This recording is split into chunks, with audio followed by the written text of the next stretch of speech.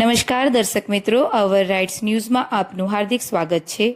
આજ રોજ દેવ ઉઠી એકાદશી નિમિત્તે ભગવાન શ્રી વિઠ્ઠલનાથજીનો 216મો વરઘોડો રાજવી પરિવારના પૂજન અર્ચન બાદ શહેરના રાજમાર્ગો પર ભક્તોને દર્શન આપવા માટે નીકળ્યો હતો।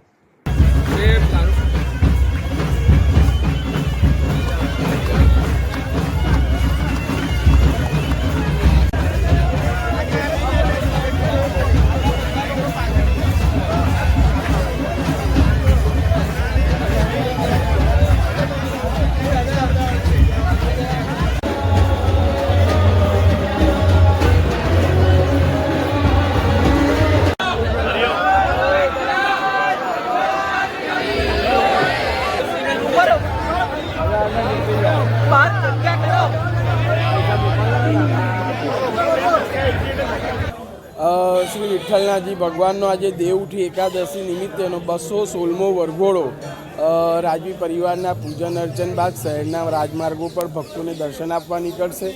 આજથી જોવા જઈએ તો ચાતુર્માસની પૂર્ણાહુતિ થાય છે। આજે ભગવાનના લગ્નથી શુભ કાર્યોની શરૂઆત થશે અને હિન્દુ સનાતન ધર્મના બધા જ ભાઈ બહેનોને આજથી શુભ કાર્ય કરવાની ભગવાન પરમિશન આપશે।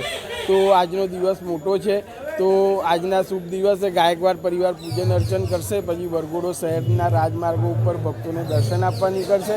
આ વરઘોડો માંડવી ન્યાય મંદિર, એમજી રોડ થઈ, ન્યાય મંદિર થઈ, લહેરીપુરા થઈ ને પ્રતાપ ટોકીઝ, અમદાવાદીપુર, રાવપુરા થઈ અને બપોરે 1 વાગે ગૈનેશ્વર મહાદેવ જશે, જ્યાં હરિહર ભેટ મિલન થશે। પૂજન અર્ચન બાદ વરઘોડો સાંજે 5 વાગે મંદિરમાં પરત આવશે। રાત્રે 9 થી 11 ભગવાનના શાસ્ત્રોક્ત વિધિથી તુલસી વિવાહ થશે અને 11 થી 12 ભગવાનના ચાંદલા વિધિ રાખેલા।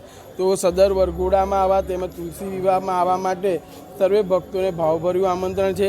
સાથે સાથે કહીએ કે 24 કલાક પહેલાં સુધી જે વર્ષોની પરંપરા હતી કે વરઘોડો માંડવી નીચેથી કાઢવો, પણ જે રીતે માંડવીને રિસ્ટોરેશન કરવાનું કામ ચાલી રહ્યું છે અને જે રીતે બેરિકેડિંગ કરેલું એને લીધે વરઘોડા કેવી રીતે કાઢવા એક પ્રશ્ન હતો।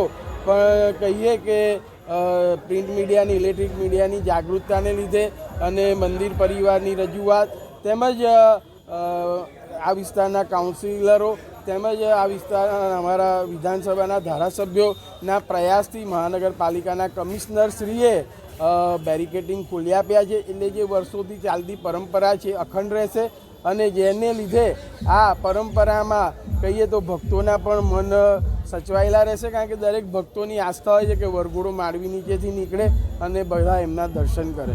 તો આના માટે મહાનગરપાલિકાનો પણ અમે આભાર માનીશું મંદિર પરિવાર તરફથી તેમજ દેવસ્થાન ટ્રસ્ટ તરફથી કે જે વર્ષોથી ચાલતી ગાયકવાડી પરંપરા હતી એ પરંપરાને તમે સુચારું આયોજન કરીને અખંડ રાખી।